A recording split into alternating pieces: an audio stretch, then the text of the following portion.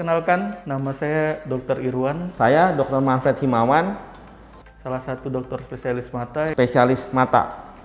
Sekarang saya bekerja di Rumah Sakit Mata Provinsi Kalimantan Timur.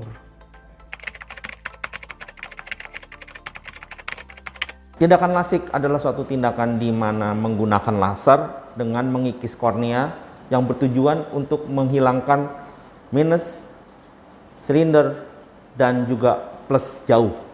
Jadi lasik itu merupakan tindakan laser untuk pasien-pasien yang mengalami gangguan refraksi. Pada saat pemeriksaan prelasik, kegunaannya adalah untuk menyeleksi apakah seorang kandidat itu diperbolehkan untuk dilakukan lasik. Ya, ketentuannya adalah melakukan pemeriksaan pada kornea, yang mana kornea ini dalam kondisi yang stabil. Sebenarnya usia yang ideal adalah 18 tahun sampai 40 tahun. Tapi sekarang dalam kondisi berkembangnya waktu, banyak pasien yang pengen lepas kacamata. Jadi untuk ukuran usia juga sekarang lebih dari 40 juga bisa. Tahapan prelasik itu pertama adalah kita melakukan pemeriksaan tajam penglihatan. Tajam penglihatan ini kita periksa dengan alat yang namanya Snellen. Snellen itu pasien disuruh melihat tulisan di depan sampai berapa target dia bisa. Kemudian setelah dapat target berapa yang dia bisa baca terakhir, kita koreksi dengan lensa. Baik itu lensa minus, lensa plus, atau lensa silinder. Setelah dapat ditentukan berapa perbaikan maksimal yang dia dapat, itulah target dari tajam penglihatan setelah dia diberikan lasik. Lasik berupa pemeriksaan kornea, berupa pemeriksaan retina, dan juga pemeriksaan saraf. Dan kemudian habis itu baru kita lakukan lasik ya, tindakan lasik, dan kemudian baru habis itu pemulihan pasca lasik.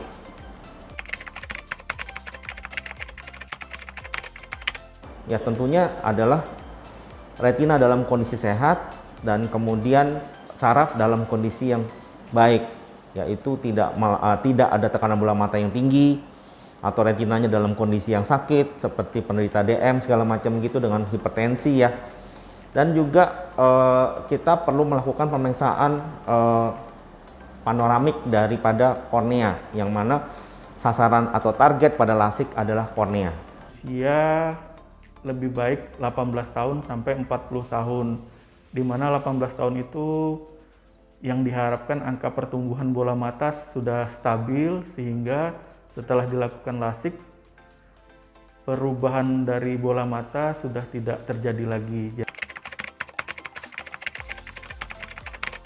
Lasik bisa mengkoreksi mata minus atau disebut sebagai miopia, mata silinder atau disebut astigmatism ya, dan kemudian yang ketiga adalah hipermetropia, yang mana hipermetropia yang untuk jarak jauh, bukan yang presbiopia.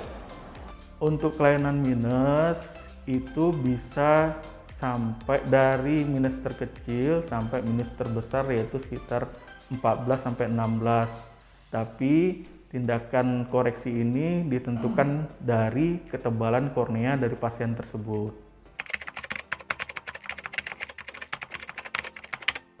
Pemulihan pasca operasi lasik kita bagi jadi ada dalam 1 hari, 1 minggu, 1 bulan, 3 bulan, 6 bulan, sampai 1 tahun. Untuk pemulihan jangka pendeknya setelah operasi lasik, pertama pasien untuk menghindari kerja mata terlalu berat seperti membaca di tempat gelap, bermain handphone, atau dipaksa pasien melihat secara adekuat. Itu untuk tahap awal, untuk dalam waktu dekat 1 hari sampai 1 minggu. Untuk 1 bulan selanjutnya itu pasien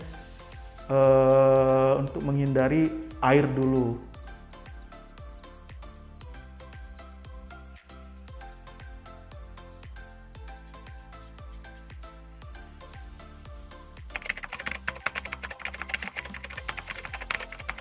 Ini Bagus pertanyaannya. Dimana kalau pasien itu sudah katarak, lebih baik kita tidak melakukan lasik, karena dengan pasien dengan katarak, begitu kita lakukan lasik percuma saja, karena di dalam sudah terjadi lensa yang keruh.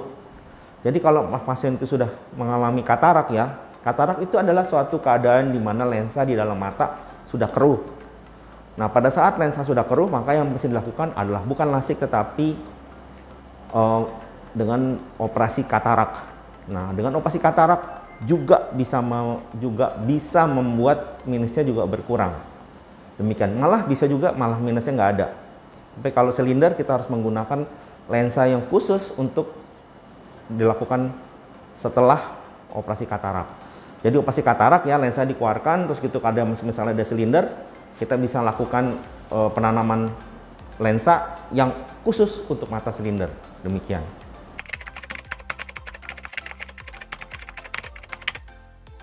Untuk metode lasik di rumah sakit mata, kita menggunakan metode masih menggunakan pisau. Di sini pisau adalah mikrokeratom, di mana fungsi dari mikrokeratom itu mengiris lapisan kornea. Setelah dilakukan pengirisan, kita buka flapnya, kemudian dilakukan laser. Di samping saya adalah alat lasernya. Nanti laser yang ini yang menipiskan kornea tersebut untuk menghilangkan gangguan penglihatan baik minus tadi.